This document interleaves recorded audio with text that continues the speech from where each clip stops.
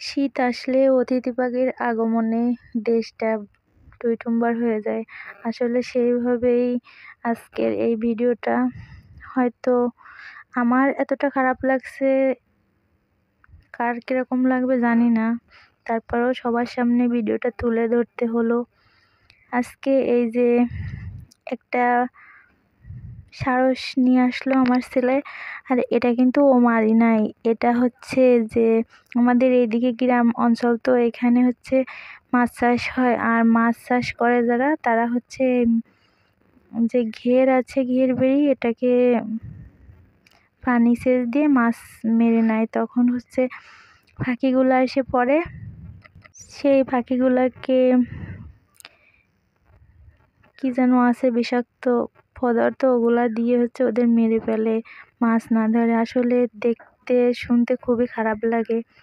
আর আমার ছেলেটা যখন ওইদিকে যাচ্ছে, তখন হচ্ছে ওগুলো দেখে ওর খুব খারাপ লাগছে। ও বাড়িতে নিয়ে আসছে, পরে সবাই বলতেছে এটা তো ফাঁকি, এটা তো খাওয়া যাবে, এটা হচ্ছে তোমরা জবাই করে তারপর রান্না করো।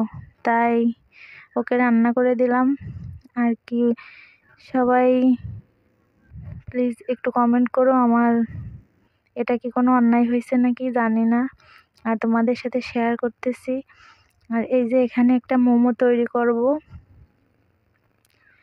আর এই মোমোটা তৈরি করার জন্য আমি আগে থেকে পুরটা বানিয়ে নিচ্ছি। চিকেন কিমা দিয়ে হচ্ছে মোমো তৈরি করতেছি। প্লিজ আমার ভিডিওটা যদি ভালো লাগে প্লিজ একটা লাইক দিও।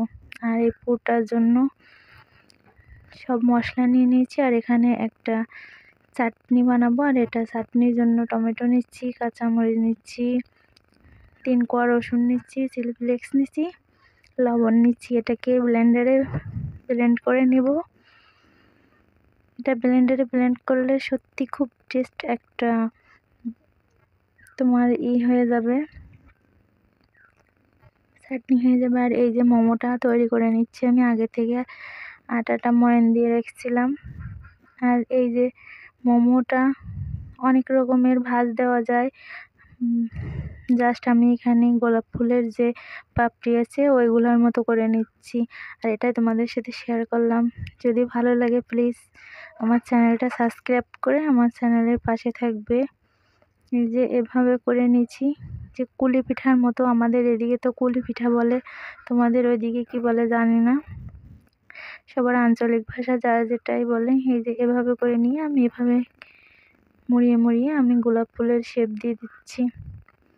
আর এটা কিন্তু দেখতেও যেমন হয়েছে, আসলে এটা খেতেও কিন্তু খুবই ইয়াম্মি টেস্ট।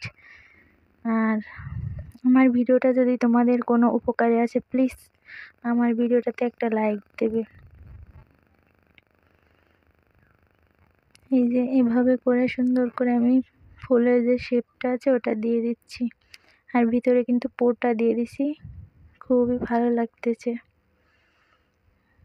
আর এই মোমো রেসিপিটা কিন্তু খুবই টেস্ট। এখানে আটা দিয়ে আমি হচ্ছে লবণ দিয়ে আর সামান্য পরিমাণের যে রান্না করা তেল আছে ওইটা দিয়ে কিন্তু ময়ান দিয়ে রেখেছিলাম। আমি প্রত্যেকটা এরকম করে করে বানিয়ে নিচ্ছি, আর এটা তোমাদের সাথে শেয়ার করছি। যদি ভালো লাগে প্লিজ আমার প্রিয় ভাই বোনেরা সবাই আমার সাথে থাকবে শেষ অবধি পর্যন্ত। এই যে আমি রাইস কুকারের যে চালনিটা আছে ওটাতে দিয়ে আমি ভাপাই দেব, এটাতে দিয়ে রাখলাম। এখন আমি এটাতে ভাপিয়ে নিচ্ছি, আর এটাতে ভাপিয়ে নিয়ে আমি ওই চাটনিটা দিয়ে সবাইকে পরিবেশন করব। সরি তোমাদের বলতে ভুলে গেছি, আর যে ভিডিওটা করে রেখেছিলাম সলভ করা ভিডিও, ওটা ডিলিট হয়ে গেছে। এই যে ভাপাই নেওয়ার পরে এভাবে সলভ করে দিলে চাটনি দিয়ে খুবই সুন্দরভাবে পরিবেশন করে খেয়ে নেবে। আজ এ পর্যন্তই, আল্লাহ হাফেজ।